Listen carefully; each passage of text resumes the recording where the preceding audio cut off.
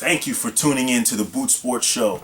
I'm your host, Uncle Boots, and today is a big day for anybody who's interested in improving their team, adding youth, infusing a bunch of new kids onto your football program, no matter what team you are, what team you follow. And the NFL draft is an acquired taste for fans. Some fans, you can be a very big fan of a team and not really care much about the NFL draft and not understand it, not care much about the college kids, and that's fine. But for those of you who follow college football or study college football and understand how players, this is a young player's game now, this is a big time. And a lot of mistakes will be made tonight at 8 o'clock by all teams. Most teams will have some mistakes. And if you think about the way that this NFL draft is this year, it seems like nobody knows what's going on. Nobody knows who's drafting what, and nobody knows what kind of production you're going to receive or get from these players. So today we're going to take a stab at it with the Uncle Boots first edition. This is the first year I'm actually putting out a mock draft. So we're going to get started with the first pick overall, who happens to be the Kansas City Chiefs. And I'm going to give you a little bit of analysis in some regards to certain picks. And these are, and this isn't so much to say that this is how the draft is going to go, because most of us don't know. But I bet if these teams made these selections that I'm picking here today, that it would vastly improve their ball clubs and give them a better chance to win on Sundays. So I'm going to put my GM hat on for each team, figuratively, and get right to it. So with the first pick, the Kansas City Chiefs will select, I believe, Luke Joeckel. I know there's some talk between Eric Fisher and Luke Joeckel. Eric Fisher from Central Michigan, the other tackle that's out there. My reasoning is this. If you got Eric Fisher graded a little bit higher, well, Luke Joeckel played against very tough competition in the SEC. So he played, his competition was better than the schedule of Central Michigan. So I've seen Joeckel do a better job against better talent. That's a fact.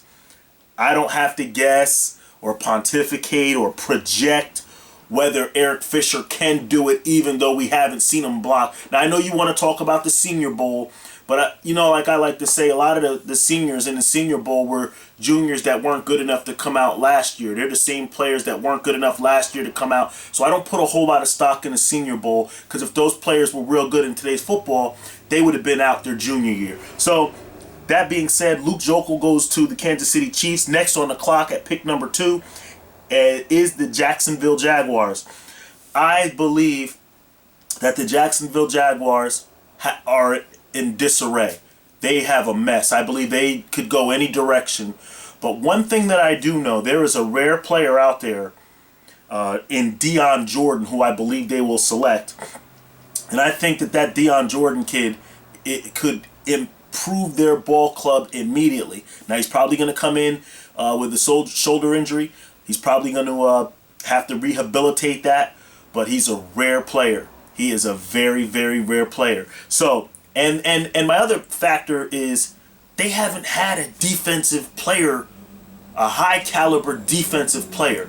Now, I know they got needs at quarterback. I know they got needs along the offensive line, defensive line even, and even on the back end of the secondary, linebacker. I mean, if you're picking second overall, I mean, you can pick anywhere. I believe that Jacksonville wants to get arguably the best defensive player in this entire draft with tremendous upside. Definitely no player in the draft has more upside than Dion Jordan. So after that pick, we move straight to Oakland. I think Oakland will pick Star Lotulelei, the defensive tackle from Utah. Oakland lost Tommy Kelly. They lost Seymour. So they lost their two defensive juggernauts in the middle of their defense. Richard Seymour, obviously coming from the Patriots. Sorry, mind freeze. Coming from the Patriots. those were impact players, even though they didn't necessarily get the defensive result that they wanted. Replacing those players with Star Lotulelei will definitely be an immediate, it will pay immediate dividends. So I like Star. I think Star is a phenomenal player. If you remember back just a few weeks ago, Star Lotulelei was a number 1 or number 2 player on most mock drafts. So I know he had some heart conditions, but apparently Star has he has passed all doctors' tests and looks like he's good to go. So that player is definitely a needed player for the Oakland Raiders. Going next to number 4, the Philadelphia Eagles. I believe they will pick Eric Fisher, the offensive tackle from Central Michigan. The Philadelphia Eagles would like to, I believe they would like to shore up the right side of the offensive line there. They will have their premier left tackle, the All-Pro left tackle, coming back off of a double injury to his knee. So this would give them some balance. They can maybe move Harriman's back inside the guard where he can play. They'll get the young Kelsey kid at center. They'll get him back. So that'll kind of fortify the front, if you will, and allow them to be able to do what Chip Kelly, the new coach over there, wants to do. I think getting a right tackle who can then, in the future, be groomed to left within the next couple of years, depending on how Jason Peters, their left tackle, depending on how he comes back from injury. I just think that would put them in a really good situation. I think the Eagles are wanting for a player like Dion Jordan to fall. There's no way I don't believe he's going to be there. So moving to our next pick, which is number 5, the Detroit Lions. Their quarterback influenced me in this pick here. And Matt Stafford kind of went out and said, we need players. You know, he kind of talked about the fact that they need big players and good players. And when a quarterback speaks about that, generally what you try to do is you try to reciprocate, you know, and that quarterback I've seen take a beating. And I seen him throw, we've all seen him throw touchdown passes with a dislocated shoulder. That's got to be one of the most painful things, the painful plays I've seen in the NFL, and also the fact they've lost offensive line play. They've lost their left tackle and Jeff Backus. They lost their right tackle, the kid they picked up from Pitt, Gossard Chirillis. They've also lost their guard Stephen Peterman from LSU, who was a Dallas Cowboy draft pick in the 3rd round. Bill Parcells drafted him, so they lost 3 players on their front line, and their quarterback is asking for help. Well, you know how I help you, Matt Stafford? I give you Lane Johnson, the tackle from Oklahoma. Very impressive kid. Doesn't have a large track record of playing the position, but you're talking about another guy on the offense who has a really good upside. Very similar to Dion Jordan. His upside is going to be tremendous. I give them Lane Johnson. The 6th pick in the draft, and this is a kind of, which is the Cleveland Browns.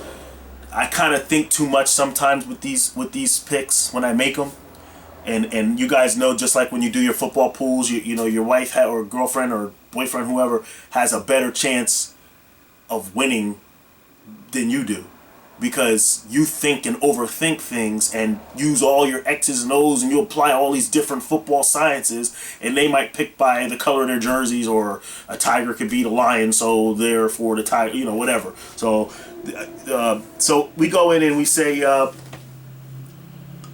my pick for the Cleveland Browns is Chance Warmack. The reason I picked Chance Warmack, and this is what I solely believe, first of all, they need help all over the place, the Cleveland Browns. But I believe that when they were looking at Trent Richardson last year, when they made that pick and they fell in love and they were watching all that film, they had to notice Chance Warmack last year. They had to notice, like, Jesus, this kid's making these blocks. I mean, you can't watch a running back without watching how everything lines up for him to shoot through the holes. So they watched Chance Warmack last year. Now they have to watch him this year. I mean, what better way to support your running back, your quarterback, with the best interior player in this draft? So I think Chance Warmack is the pick. I think they've been watching the kid play for 2 years, watching film on him, and they can't believe they can improve their running game and also protect their quarterback as well. So I believe Chance Warmack goes to Cleveland at 6. 7, Arizona. It was a tough pick here, and they could go in a lot of different ways. But I would give them Sharif Floyd. I would give them a stout interior presence. I know they have Dockett, but I believe that this kid can play. Sharif Floyd can play along the front pretty much anywhere in those three, whether it's nose tackle, defensive tackle, or defensive end. He can play along that front there. So I think Sharif Floyd, they would be shocked that he's there, that he fell that far, because Sharif Floyd, is projected to be a top 5, top 3 player. Sharif Floyd, the defensive tackle from Florida, I think would be a good addition to the Arizona Cardinals. Going to pick 8, I think, which is Buffalo. I got Jonathan Cooper from North Carolina going there. My reasoning there is they lost Andy Levitra. Their offensive line hasn't been great. They're gonna want to run the football, and they want to get out with screens. That kid Spiller is a very good running back. The running back from Buffalo, but he got out of Clemson. That kid is a good running back. He's a good perimeter runner, and he's a good inside runner. Surprisingly, when they drafted him, I don't think they saw that. If you add a player like Cooper to that offensive line, what he does on the perimeter, getting outside and pulling, it turns Spiller into a top 5 running back in the National Football League.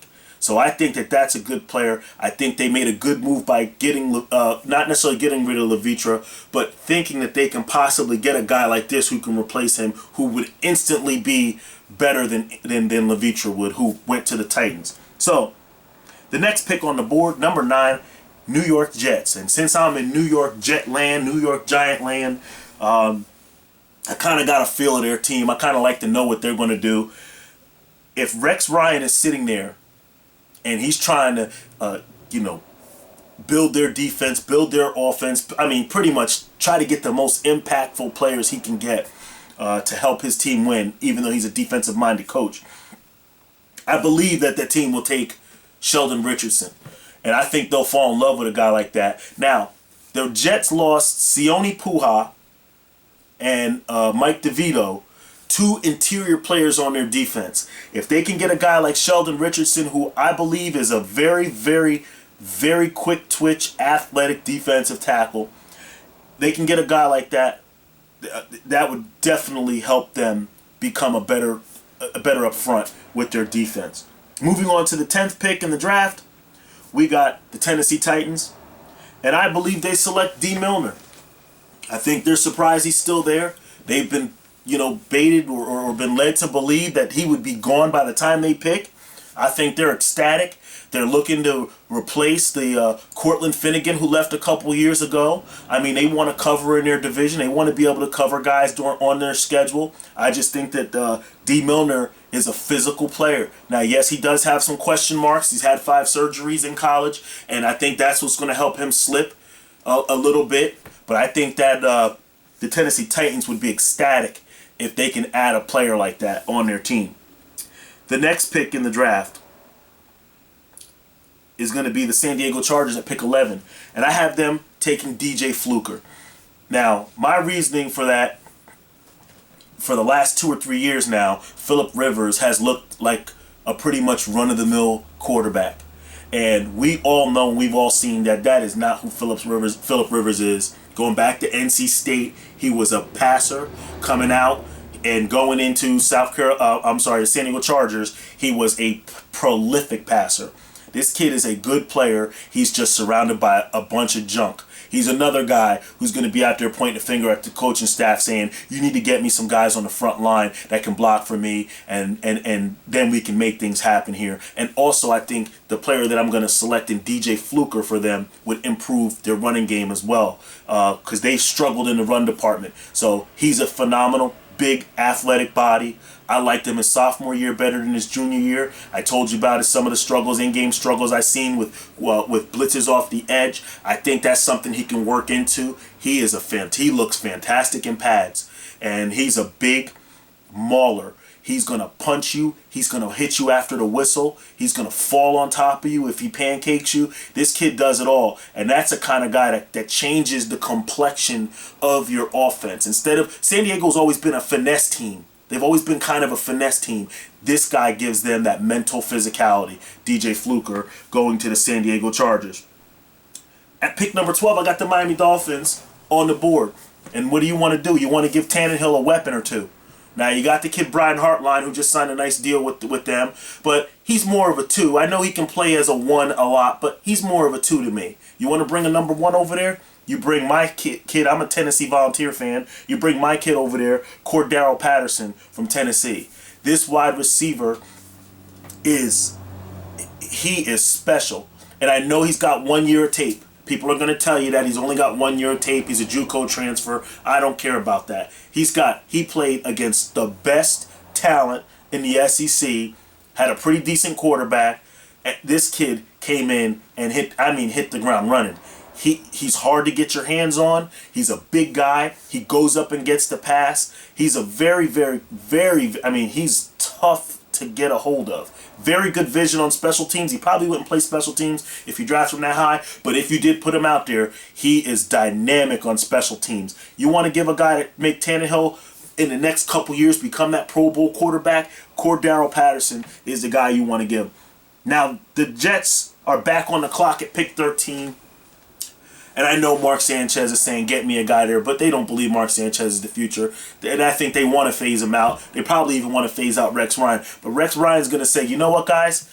You might phase me out, but I'm going to put some players here in Sheldon Richardson and the next guy that we're picking, since they do have 2 picks in the first round, Barkevious Mingo. I'm going to put some players here that my track record and my resume are going to say, well, I didn't do that but much bad of a job because I left the Jets with some really good players. And Barkevious Mingo, the edge rusher from LSU, is exactly that. He is a player.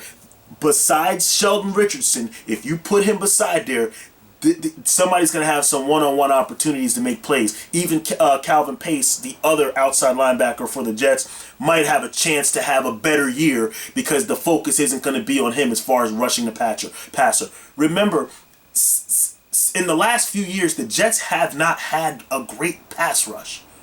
They pushed the pocket, but they haven't had a pass rusher. I mean, Rex Ryan hasn't had a prolific guy to go out there that he can count on to rush the passer. He's kind of had to do it blitzing all the time. That's kind of how he had to do it. And you know what happens when you blitz, you leave other open areas on the field that other teams can capitalize on. So that overload blitz that Rex Ryan had to do and blitz everybody from one side of the field, you won't have to do that much if you can get yourself a Sheldon Richardson or a Barkevious Mingo. So I think those would be 2 outstanding players for the Jets. The next pick, and this is me trying to get cute here, I would love to see this, and I think that at pick 14, the Carolina Panthers would love this too. Tavon Austin from West Virginia. Let me tell you something. If you think that Steve Smith and Cam Newton, if you think that that's a good connection, imagine how much better this kid makes Cam and makes Steve. And he also does this. I believe this kid does this. He makes your offensive line better because you don't have to hold the ball because this kid is open from go. It's hut. He's open from ready, set, hut. Soon as you look there, you're already playing, you'd be a fool to play this kid. He's the best player in the draft, the most dynamic player I've ever seen in college. You can't play him up close. I mean, if you thought Deshaun Jackson, which I did, if you thought Deshaun Jackson was a good player coming out of Cal, this kid is something else. Nobody has 572 total yards on Oklahoma like this kid has done. He is a phenomenal player. You got to play off of him, and that opens the slant up. You give him a 5-yard play, he turns it into 60, turns it into 70, turns it into 30, turns it into 25. That's a dynamic player, Tavon Austin, and he can run the ball. You can put him in the backfield. There's tons of plays. He is a tough guy to get a hand on. So you match him up with them and let Cam's arm get going with this kid, and that's a matchup nightmare. So let's go on. We gave Cam a little toy at 14. Let's go to 15 and get the New Orleans Saints out there. Now the New Orleans Saints are moving to the 3-4 this year. With help from their new coach, our ex-defensive coordinator, or I should say their new defensive coordinator, Rob Ryan. So the one thing that the Saints have struggled with is a pass rush. I believe that you move into a 3-4, you can't play the 3-4, ask the Jets, if you don't have a pass rush. You've got to get a pass rusher in there. And I believe this is where Ezekiel Ansah from BYU comes into play here for them. And I know he's green. I know he doesn't have a lot of football playing, but if you watch this kid's when he disengages from the block, because he has great hands, he becomes violent. He understands the impact hit. It's going to take a little time, but you can build your defense on this guy here. And he's going to just need to be seasoned. But you know what? Everybody out there saying, well, it's going to take time, he's a project. Well, put your coaching hat on. Get out there and blow your whistle. Be a coach. Coach this kid up. Like, take responsibility, take ownership for these kids that are coming out that need to be coached. Well, he's going to need a couple years. Well, guess what? Well, somebody say I'm the coach that can do that. Because if you can do that with this kid, he can be a very good player. So, Ezekiel Ansah, very, very fast and strong physical dude. I have him going 15 New Orleans Saints. At 16, the St. Louis Rams are on the clock. And I believe that Kenny Vaccaro is their pick. They brought in the young corner last year as a rookie who made every single play known to man, got beat a little bit because of his size. This kid would shore up their back end. They tried to get Oshimagwo Watagwe. They tried to get him in there at safety. That didn't work. The Quentin Michael experiment was kind of up and down. This kid, I believe, is a good player. You can line him up. We talked about him for the Cowboys a little bit. You can line him up in the slot. You know, you can stay in your base defense and not have to come out every time somebody runs 3 and 4 wides. This kid can play. He can tackle soundly.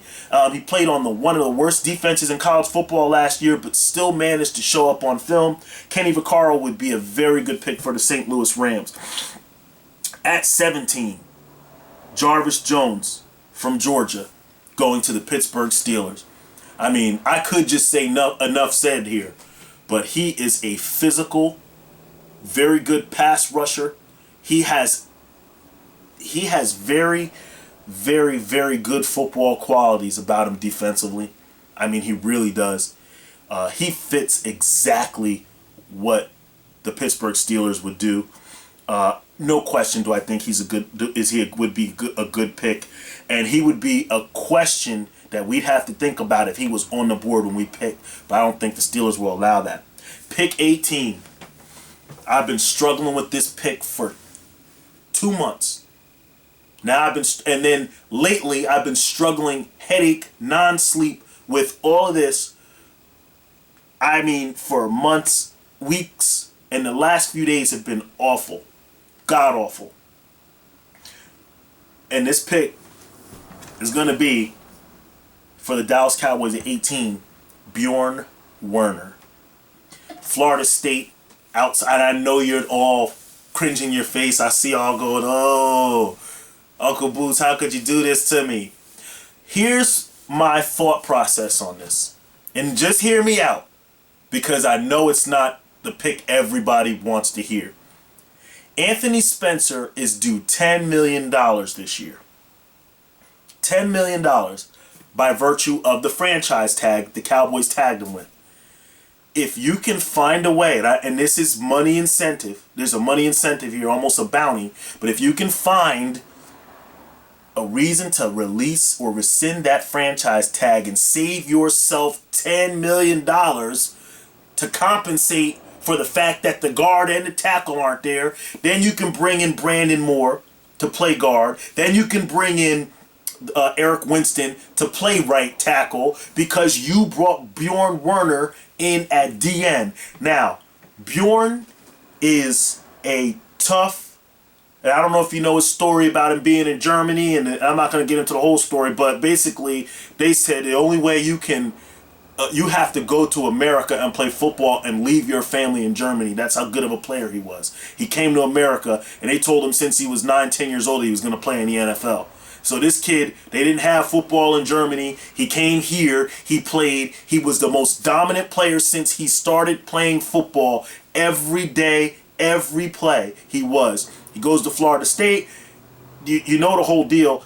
I mean, one of the most interesting stats that I've seen on Bjorn, and I know his tape isn't 100%, off the charts. He's got some plays where he's not hustling. He's got some plays where he's not. You're saying to yourself like, okay, well, what is he seeing there that made it? But he is just getting started. Now, one of the impressive stats that I've seen about Bjorn is that he led. There was a time in football where he led the country with pass deflections, and that includes defensive backs too. So that's a pretty good stat. And you'll see him, he gets his hand on a lot of balls, and he brings a powerful, powerful rush. And let me tell you guys, all you speed rusher guys that want to speed edge rusher, the offensive tackles are starting to become as fast as the defensive linemen.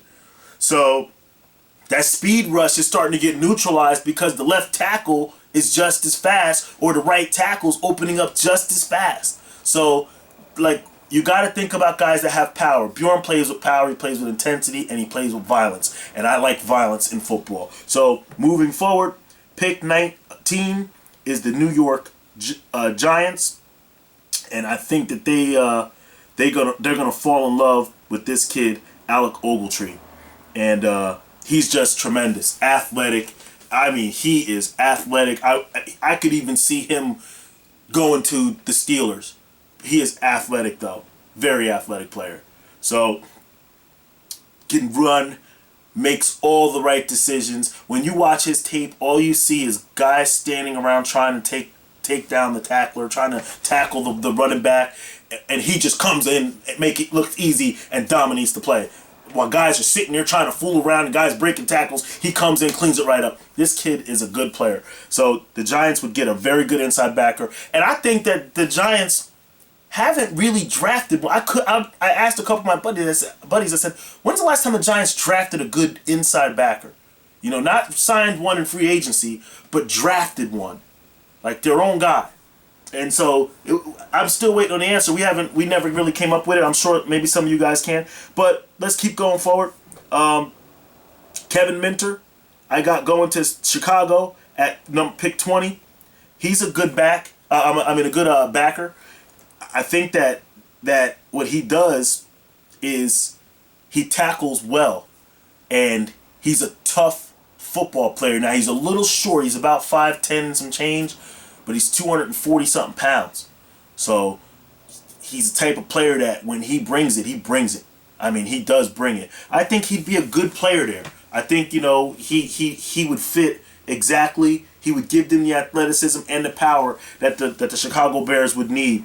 So, going forward, pick number 21, I got the Cincinnati Bengals on the clock. I gave them Xavier Rhodes. I'm looking at their corners.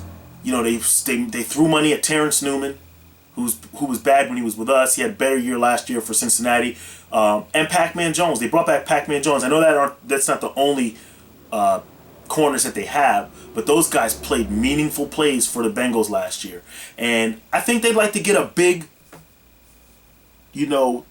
corner with tackling ability. And I think Xavier Rhodes gives you that. Then you won't have to throw money into guys like Terrence Newman and Pac-Man Jones, who are on the coming down part of their career. So I think Xavier Rhodes would be fantastic there, considering that most likely he could have went 13 to Tampa. Tampa jumps out, gets Darrelle Revis, and now he slides and goes into a defensive-minded head coach in Marvin Lewis. I think that would be a good pick. So pick 22, we got St. Louis Rams. And I believe their pick is DeAndre Hopkins. Got to keep Bradford happy. Got to get him finally a wide receiver that's worth something. DeAndre Hopkins is one of those guys. Plays a little. He's not a burner, but he's quick. He's shifty. Goes up, gets the contested catch, has great eye-hand coordination, has good hands, likes to catch in traffic. I mean, he doesn't seem fearful. He seems he seems like he knows the surroundings. He just seems to be playing at a step faster than everyone else. But he's not a blazer. He's not the kid that's coming out next year, Sammy Watkins. But he's a good pick. I think it'd be an excellent pick for them. And this could have went the other way. I could have had this kid who I got at number 23, Minnesota Vikings on the board, taking Justin Hunter. The runner wide receivers, they see that. They wanted to get one for their poor quarterback, Christian Ponder, who lost Percy Harvin. You know, they had to sign Jerome Simpson. I mean, this kid, you can say what you want about him. He hasn't been great, but he really hasn't had anybody to throw the ball to that's, I mean, Percy was kind of hurt most of the season last year. And, at least when it counted, he was hurt. So a big body like Justin Hunter, once again, I'm a Tennessee Volunteer fan. I know this kid been making plays since he's been on Tennessee. He's big. He's fast. He's very, very, very, he's a very good football player. He has a chance to develop. He kind of reminds me of Chris Henry when he was at West Virginia. Kind of a guy who can come out and be a mismatch on most Sundays. So that's what you look for. You'd like to see some slant routes in Minnesota. You'd like to see a guy to be able to go out and extend for him, or some fades where a guy can go up and get him. So, and the next pick, 24, Indianapolis. I got them taking Tank Carradine, the defensive end from Florida State. I think they would like to replace Dwight Freeney. They would like to even extend Robert Mathis's career a little bit, maybe taking some plays off, having this kid. This kid is a very, very good player. The Cowboys took Bjorn Werner at 18. However, this is a kid that they could be scratching their head saying, well, we kind of got them graded the same. If it weren't for the injury, this kid would already be off the board already. Tank Carradine is an explosive player. Came out his pro day, ran a 4.7, in which that 4.7 is probably going to have an asterisk next to it because I know he's not 100% healthy. So that 4.7, I remember, speaking of Florida State, I remember when Anquan Boldin came out of college, people talked about how slow his 40 time was, and that was why he dropped to the second round. And my buddy Eli Harris was telling me, this kid is crazy. This kid is an amazing player. I can't believe second round pick. I mean, this is crazy. I can't believe what they're doing to him.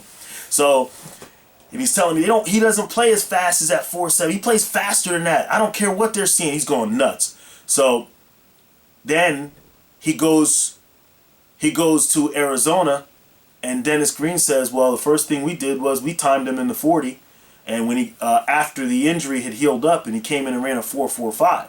So now if Anquan ran that 4.45 instead of the 4.7, so that's what some of you guys got to remember too. Some of these guys are running these 40s despite injury, just to put something out there on paper, or because they feel they can do it and they want to will themselves to run it.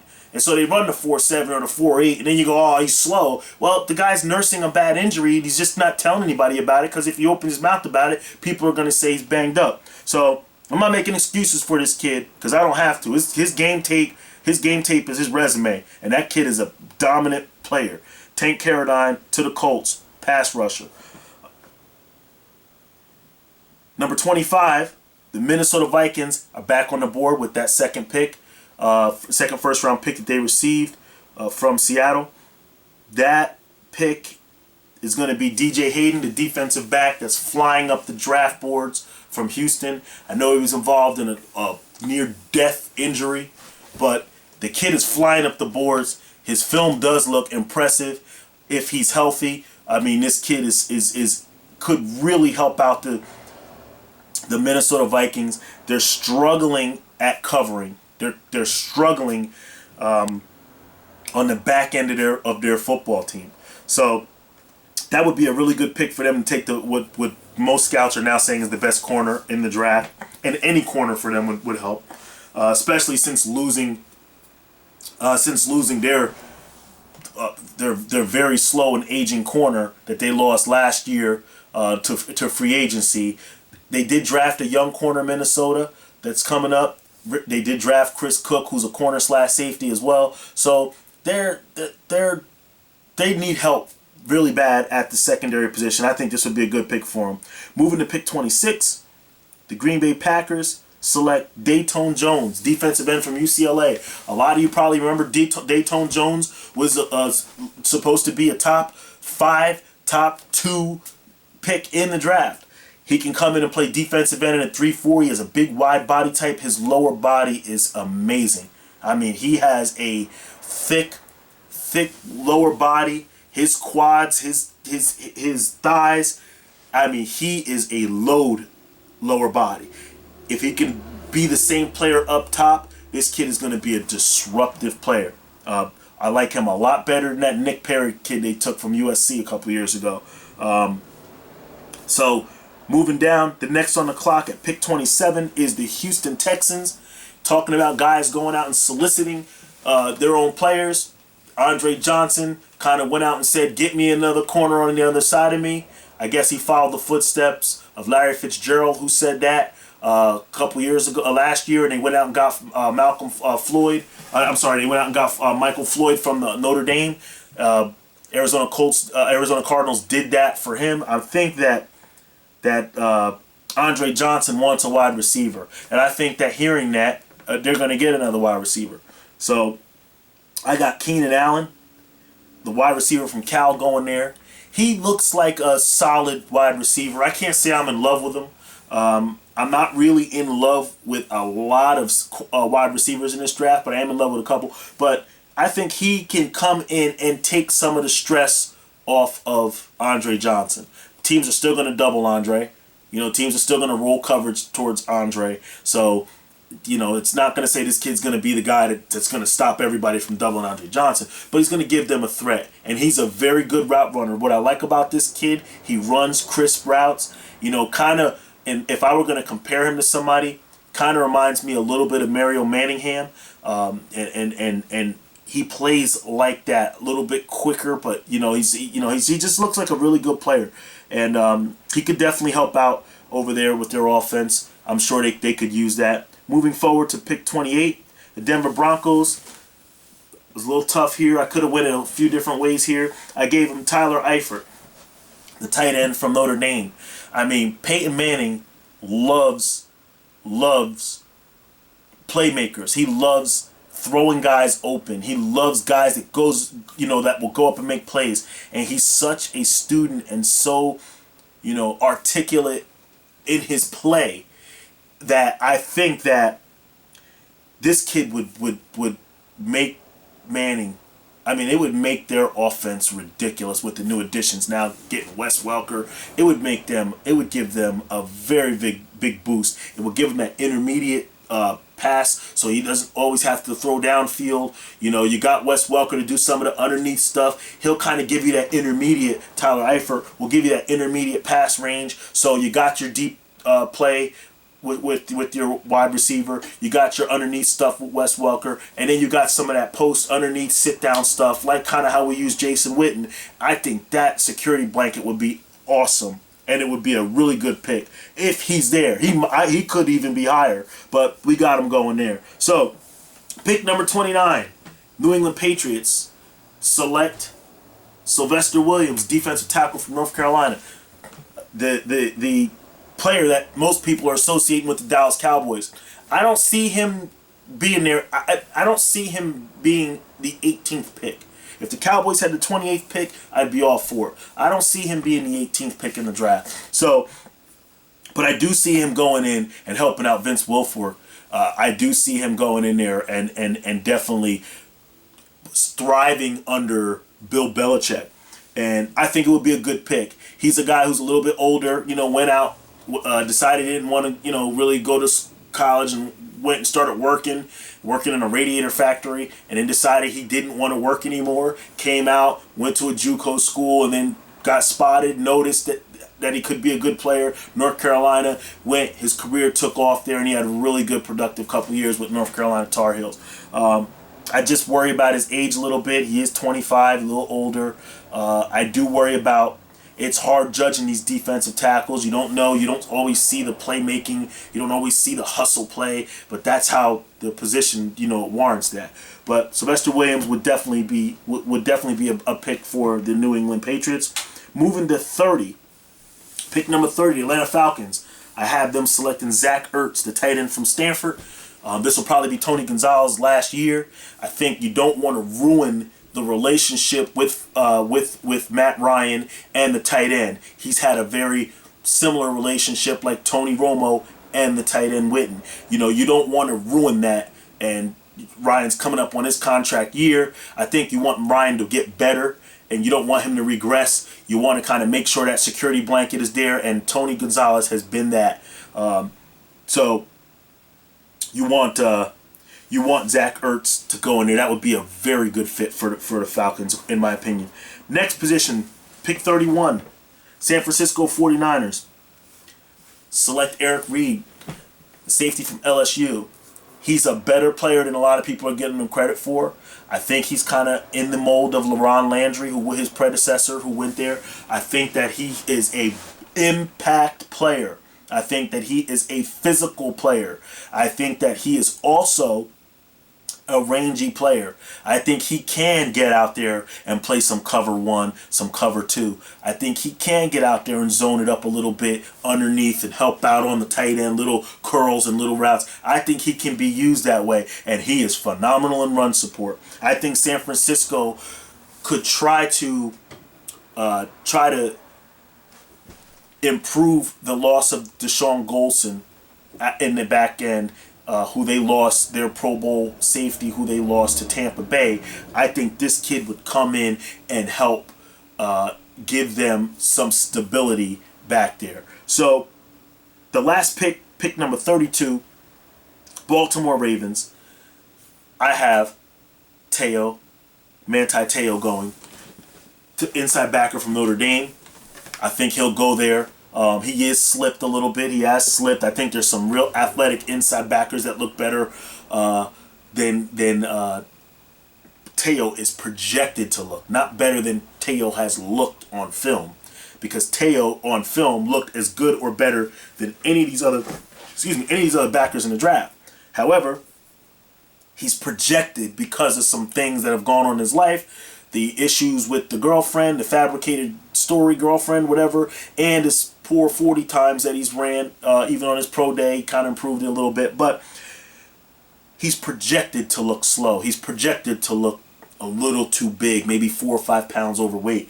But all that being said, if there is an organization that can get him to thrive, or an organization, an owner, like if there's an Ozzie Newsome out there who thinks this kid can play, then look out, league, because this kid's going to make plays for the Ravens. So that's my mock draft. I'm excited for tonight. I'm going to be partying. I got people coming over. We spent $200 on food just for the draft, just for my friends to come here. Possibly we'll do a couple mock draft contests. I'm not sure about that. But this is a big, big day in the Uncle Boots household. It is a big day. So I hope you enjoyed my mock draft. And if you disagree with anything, which I'm sure you will, if you have anything that you feel I left out, just comment on the comment section. Don't forget to hit like, subscribe, and also you can always email me at bootsports@yahoo.com. Follow me on Twitter, Jerry_Holman. Holman has an E in it, HOLEMAN. Guys, enjoy your draft. Make sure you watch what else is going on. It's not just always about the Cowboys. It's about other teams too. I mean, this is what preseason is about. This is why I love preseason, because a lot of the guys that you see here today get drafted, you're going to see in preseason. So let's get ready to watch our kids grow, thrive, and hopefully these are the guys that'll take us to the next level. Guys, I'm out of here. Enjoy to me what is the best day in football. Have a good one.